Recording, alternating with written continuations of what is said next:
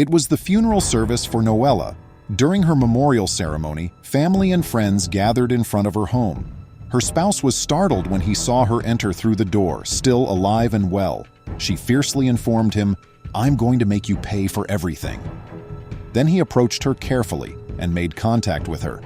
Upon realizing that she wasn't a ghost but rather alive, he was taken aback. It seemed impossible, he thought.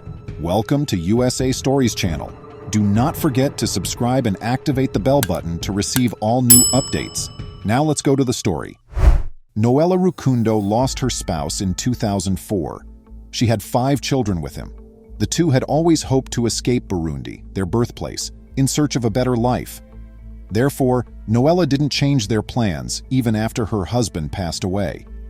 In the hopes of making progress, she relocated to Australia with her children. Fortunately, Noella was able to work for a relocation organization. She was happy with her situation and started to feel optimistic about her children's future.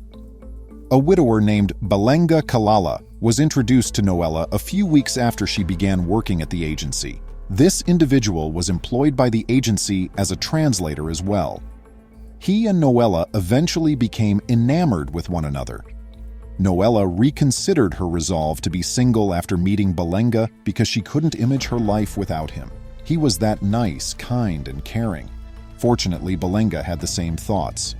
He proposed to Noella after they had been together for a time, and she said yes. After they relocated to a larger Melbourne house, Balenga raised Noella's children as his own. He soon had 3 children from her. However, Noella later discovered something unsettling about her spouse. Years after they moved in together, Noella realized her spouse had a violent side that she had previously never noticed. Balenga began to become agitated over little matters. He also vented his resentment on Noella. Things worsened much more, and he began physically abusing her. He would go down on his knees, scream uncontrollably, and swear it would never happen again after hurting her. Noella found herself repeatedly forgiving her spouse because she loved him so much. A few years later, Noella received heartbreaking news from her stepmother in Burundi. She had died. Noella felt obliged to this woman since she'd taken good care of her and her children, giving up money and time for them. So she made the decision to go home and say her final goodbyes. While traveling from Melbourne to Burundi, Noella's spouse often contacted her to inquire about her well-being. He informed her he was already missing her and was looking forward to her coming back. Noella went back to the hotel room where she was going to spend the night after the funeral ceremonies. The sound of her husband's voice was all she needed to feel better because she was so exhausted. Noella's phone rang at that very time, and her husband was calling. She informed him how exhausted, agitated, and depressed she was feeling. Then her spouse suggested she go outside and breathe some fresh air. "My love, you will feel better afterward," he remarked. Noella took his advice to heart without hesitation. After putting on her shoes and opening the door, she left. This woman had no idea that she was going to live out her greatest nightmare. She will soon find herself torn between the great blue water and the devil. Noella saw 3 males walking toward her while she was just a short distance from the hotel. One of them lifted his shirt and pointed a revolver at her before she could even think. "Avoid screaming. I'll shoot you if you start screaming." The man remarked, "They're going to catch me, but you'll already be dead." Even though Noella's heart was racing, she followed instructions. She went into an adjacent car after the man. As soon as she was inside, they blindfolded her and took off. Before the driver shut off the motor, Noella noted that they had been driving for around 30 minutes. She was escorted to an abandoned building by one of the men after being pulled from the automobile. They bound Noella to a chair as soon as they entered. One man then moved to a corner and made a phone call. "We have her now," he said, and Noella listened. Following the call, the man approached Noella and pressed his face against hers till she could feel his breath on her skin. Noella was frightened.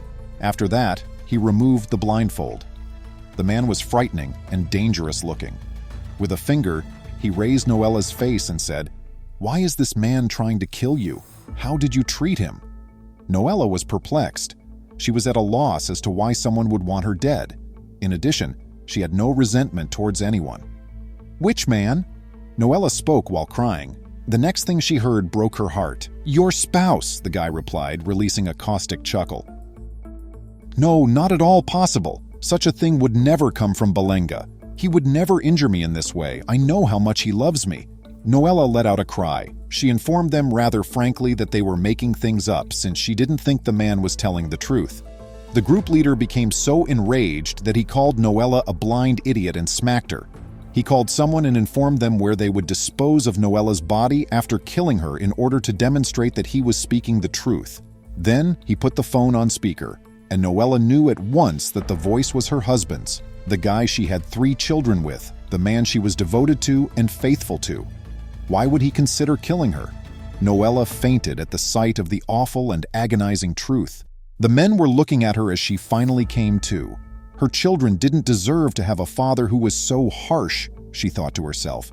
With her gone, who would look after them? She was aware that she was hopeless. Noella saw that the men were at her differently as she accepted her fate. Their expression had softened from a few minutes before. "We don't hurt ladies and children," one of them remarked just now. "Thank your stars, please." When Noella heard this, she began to feel hopeful. She suddenly recognized that God always provides for his people. After holding Noella for 2 days, the men freed her, but issued the following warning. "Your husband may have hired others to harm you, and they may not spare your life. Get out of Burundi within 80 hours or else pay the price." The men also surprised Noella by giving her financial receipts and a memory card that had the transcript of their chat with her husband. Noella may use all of them to hold her husband accountable. Noella contacted her pastor back in Melbourne after reaching a secure spot. The man was astonished to learn of all that had occurred. He informed Noella that her spouse had informed everyone that she had died in an automobile accident. Noella felt her head spin at what the pastor stated next. The man informed her that her funeral was already being organized by her spouse. Noella arrived back in Melbourne safely on February 22, 2015. That day was also her funeral. At about 7:30 p.m., she arrived at her home. As she cowered down in a corner, she watched her husband care to the final group of mourners. Noella emerged from her hiding location and headed directly for her husband when everyone had departed. "Hello?" she murmured. Balenga's scream was piercing when he spotted her. He appeared to be seeing a ghost. He walked slowly toward his wife, touching her shoulder as they drew inches apart. That's when he thought she was real, not just a ghost. Knowing that his strategy had failed, Balenga broke down into tears and apologized. However, his apologies were ignored. Balenga was taken away by several police officers who had been informed by Noella a few minutes earlier. Noella got a court injunction against her spouse a few days later. She also complied with the police directive and didn't speak to Balenga over the phone till later. Balenga admitted on the conversation that he gave the order for the guys to kill Noella because he had a terrible suspicion that she was cheating on him and that one day she would leave their children behind. Balenga had no idea that this call had been taped. Noella would receive the justice she was due with the help of all these pieces of evidence. When the court played the taped conversation between Balenga and his wife, he started crying and blamed the devil for his conduct. During the official interrogation, Balenga denied any involvement in what happened to his wife. Balenga received a 9-year jail sentence from the Melbourne court in December 2015. The court reduced his punishment since he entered a guilty plea.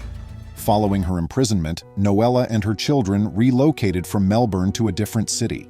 Despite not fully recovering from her ordeal, Noella is doing a lot better these days and doesn't let her past to define who she is. "I'll stop at nothing to look after my children." Noella remarked, "God gave me a second chance at life, and I will make the most of it. I hope for a calm life for this mom and her children. I hope her story inspires you." Which section was your favorite? Please remember to subscribe to our channel, give us a thumbs up, and turn on the notification bell so you won't miss any of our videos. If you enjoyed the tale, the next video that plays on your screen will probably move you too.